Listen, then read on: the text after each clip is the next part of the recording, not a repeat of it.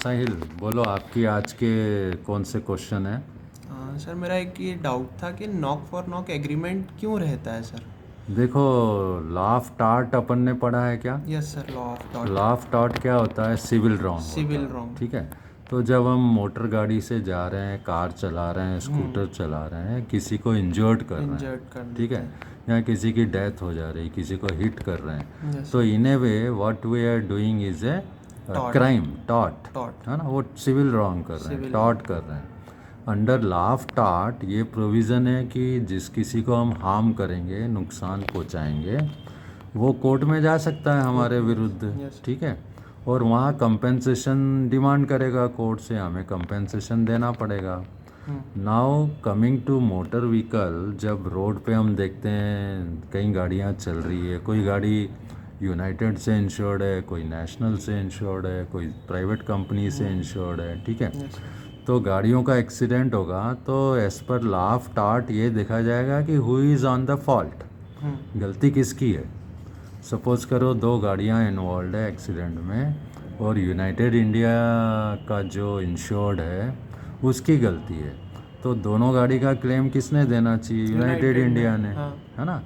इसी तरह से तीन गाड़ियां हो गई तो देखा जाएगा कि भाई किसकी गलती है, कोर्ट बोल सकती है भाई बाकी दो गाड़ियों का क्लेम भी वो कंपनी दे। ठीक है, लेकिन जब इंडिया में नेशनलाइज्ड इंडस्ट्री थी 1999 के पहले, तो चारों सिस्टर कंसर्न थी, गवर्नमेंट की चारों कंपनियां थी। तो न्यू इंडिया दे, नेशनल दे, यूनाइटेड दे या ओरिएंटल दे, बात एक ही है, पॉकेट एक ही है, गवर्नमेंट का पॉकेट था। तो वहाँ उन्होंने knock for knock agreement sign किया हुआ था कि सब कंपनियां अपना अपना इंडिविजुअल क्लेम देंगी, चाहे जिसकी गलती हो।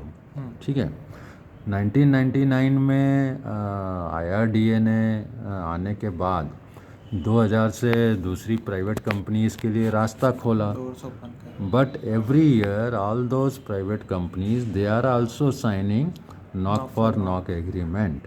तो अभी तक यह व्यवस्था इंडिया में चल रही है। Okay, now what is your next question.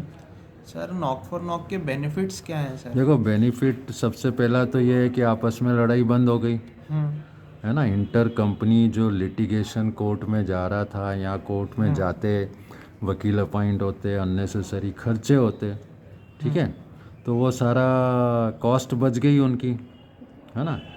Insured को भी बेनिफिट हुआ कि भाई वो अपनी कंपनी में जाए और अपना क्लेम ले ले, उसको प्रूव थोड़ी करना है किसकी गलती है क्या गलती है। आपकी गाड़ी डैमेज हुई, रेस्पेक्टिव कंपनी में जाओ, वो आपको क्लेम दे रही है, ठीक है। और दूसरा ये है कि पब्लिक को भी उसका फ़ायदा हो रहा है, क्योंकि अननेसेसरी कंपनीज की कॉस्ट बढ़ती है आपस में लड़ने से, और वो कॉस्ट अल्टीमेट कौन बियर करेगा, कंपनीज। नहीं, कंपनीज तो बियर करती, उसका इफेक्ट पॉलिसी होल्डर्स के पास भी आता ना। हाँ सर। अगर कंपनी की कॉस्ट बढ़ेगी तो उसको पूरा करने के लिए कंपनी प्रीमियम बढ़ाएगी, बढ़ाएगी। हाँ है ना। इसलिए knock for knock agreement public के लिए, क्लाइंट के लिए और कंपनीज के लिए, तीनों के लिए बेनिफिशियल है। ठीक है, और कोई क्वेश्चन आपका।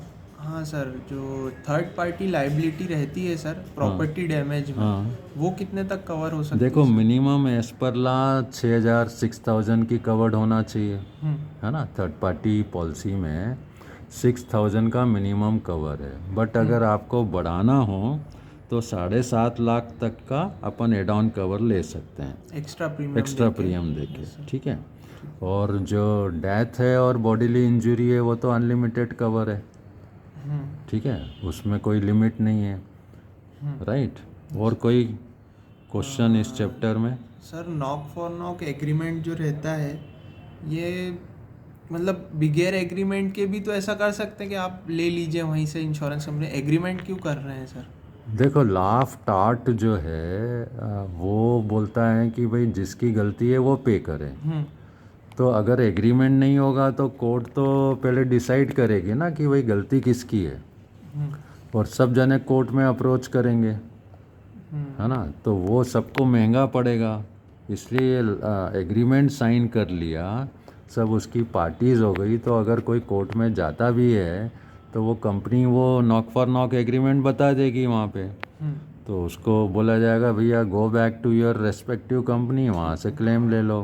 क्योंकि अब इंडिया में इतने सालों से हो रहा है तो एवरीबडी अंडरस्टैंड्स, सबको पता है कि नॉक फॉर नॉक एग्रीमेंट है, कंपनी अपना अपना क्लेम दे ही रही है। ठीक है।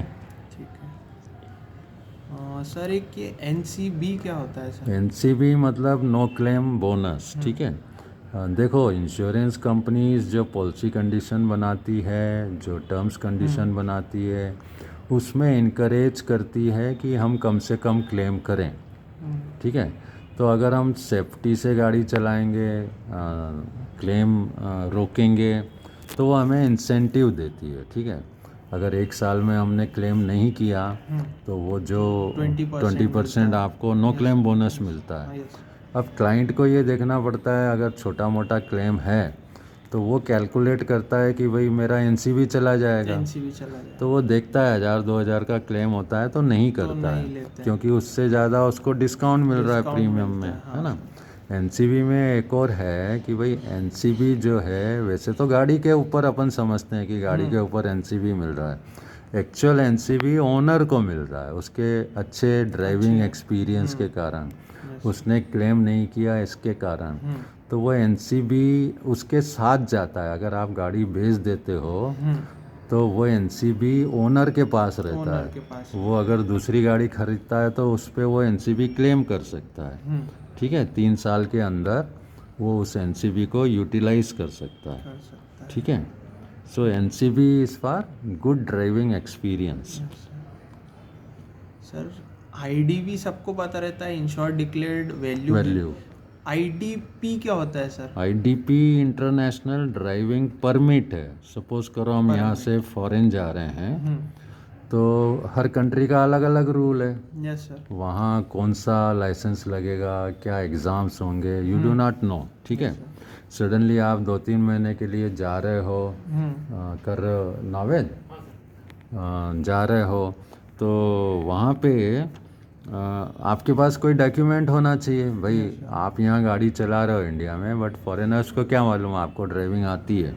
So IDP is a temporary international driving permit by which they understand yes you are driving vehicle in your own country.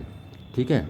वहाँ जाके वो रूल्स अलग हो सकते हैं, वहाँ जाके आपको फिर टेस्ट देना हो सकता है, या थोड़े टाइम के लिए वो उसी परमिट पे आपको अलाउ कर सकते हैं। अलग अलग कंट्री के अलग अलग रूल हैं। ठीक है। कोई कंट्री 1 साल तक आपको चलाने देती है गाड़ी उसी परमिट के ऊपर, बट हमें ये सोचना चाहिए कि ये इंटरनेशनल ड्राइविंग लाइसेंस नहीं है, ये एक तरह का टेम्पररी परमिट है कि हम सडनली किसी कंट्री में पहुंच जाएं गाड़ी लेके, या वहाँ गाड़ी रेंटल पे लें, हमारे पास कोई डॉक्यूमेंट नहीं है, तो ये डॉक्यूमेंट हमको वर्ल्ड वाइड प्रोटेक्ट करता है। ठीक है। तो सर ये कंपलसरी नहीं करवा, मतलब परमानेंट नहीं करवा सकते इसको? नहीं, ये 3 महीने के लिए इशू होता है।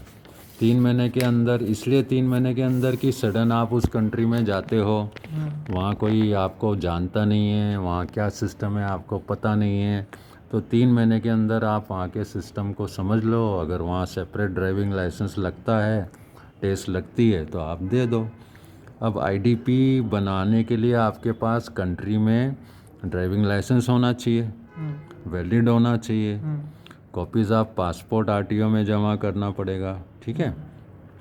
एयर टिकट बताना पड़ेगा आप कहाँ जा रहे हो, किधर जा रहे हो, और अपना वैलिड एड्रेस प्रूफ देना पड़ेगा, और 5 फोटोग्राफ देने पड़ेंगे, मेडिकल फॉर्म 1A प्रिस्क्राइब्ड है वो देना पड़ेगा, और वैलिड प्रूफ देना पड़ेगा कि आप इंडियन नेशनल हो, यहाँ के नागरिक हो, और उसके साथ कुछ फीस है वो देना पड़ेगी। ये ID परमिट के लिए रिक्वायरमेंट है। ये परमिट लेके ही हमें विदेश यात्रा पे जाना चाहिए, अगर हमें वहाँ जाके ड्राइविंग करना है तो। ठीक है। So thank you Sahil, good bye.